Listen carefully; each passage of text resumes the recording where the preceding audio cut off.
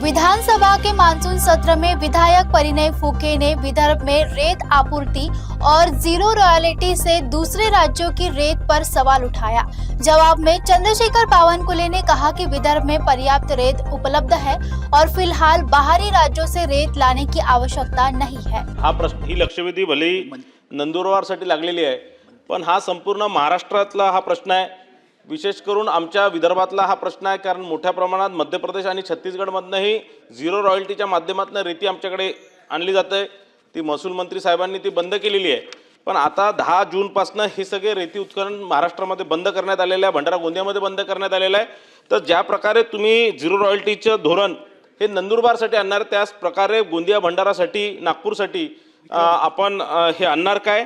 आणि यामध्ये शासनाला हा अधिकार आहे का की एखाद्या राज्यातनं दुसऱ्या राज्यातनं येणारा कोणताही माल, तो धान्य असणार, कडधान्य असणार किंवा तेल असणार किंवा रेती असणार, हे थांबवण्याचा अधिकार राज्य शासनाला आहे का? सभापती महोदय, जसं मी नंदुरबार सांगितलं तसंच मी गोंदिया, भंडारा, चंद्रपूर, अमरावती सर्व जिल्ह्याकरता सांगतोय की राज्यामध्ये जर वाळू आणायची असेल तर तिकडल्या जिल्हाधिकाऱ्यांनी आमच्या जिल्हाधिकाऱ्याला पत्र दिलं पाहिजे की आमच्याकडे वाळू आहे। जर आपण हे पत्र घेतलं नाही तर तिकडनं चोरी करतील आणि इकडं आणतील। तिथल्या कलेक्टरनी सर्टिफाईड करू दे ना की माझ्याकडे वाळू आहे, म्हणजे रायपूर कलेक्टर, छत्तीसगड कलेक्टरनी म्हणजे वाळू आहे, ते या कलेक्टरनी कम्युनिकेट करावं की आमच्याकडे एवढी वाळू आहे, घेऊन जा।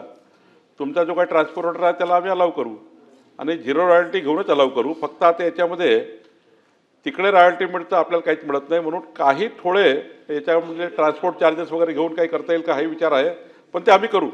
दुसरा, शासनाला अधिकार आहे का? तर शासनाला अधिकार पूर्णच असतं, शासनाचे अधिकार अमर्याद असतात आणि त्यामुळे महसूल संहिता 1966चे अधिकार वापरूनच आपण निर्णय करतो। शासनाच्या निर्णयाचे जेव्हा अधिकार असतात तेव्हा शासन निर्णय करतं। दुसऱ्या याच्यामध्ये एक गोष्ट खरी आहे की या झिरो रॉयल्टीमध्ये आपल्याला जोपर्यंत राज्यामध्ये वाळू आहे, आता भंडारा गोंदियामध्ये इतकी वाळू आहे यावर्षी की जी वाळू लिलाव झाली तीच उचलली नाही। मी आधीच अभिनंदन केलं पंकजाताई, आपल्या जयश्री भोसले आणि तुमचं, की खूप चांगलं काम पर्यावरण विभागाने केलं। म्हणजे आत्तापर्यंत पर्यावरण विभाग एप्रिल महिन्यापर्यंत परवानगी द्यायची नाही, म्हणजे पर्यावरणाची एनओसी मिळायची नाही आम्हाला। पण टाईम बाउंड कार्यक्रमात आम्ही फाईल पाठवल्याच्या, आम्ही प्रस्ताव पाठवल्याच्या 8 दिवसात 10 दिवसात आपल्या पर्यावरण विभागाने परवानगी दिली आहे। ही परंपरा अशीच जर राहिली तर आपल्याला पुढं चांगले माइलस्टोन गाठता येतील। पण परिणय फुकेची मी तुम्हाला आश्वस्त करतो की कुठल्याही जिल्हाधिकाऱ्यांनी वाळू मागितली तर आम्ही त्यांना परराज्यातली वाळू उपलब्ध करून देऊ। फक्त चोरी व्हायला नको याची काळजी आपल्याला घ्यावी लागतं।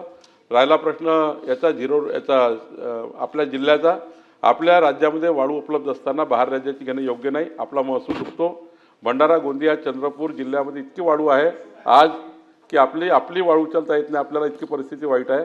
तुम्ही जर सांगितलं मला की बाबा आपली वाळू संपली, भंडाऱ्याची, आपली गोंदियाची वाळू संपली आहे, चंद्रपूरची वाळू संपली आहे, तुम्ही वाटेल तेवढी वाळू आपण परराज्यातून आणण्याची परवानगी देऊ।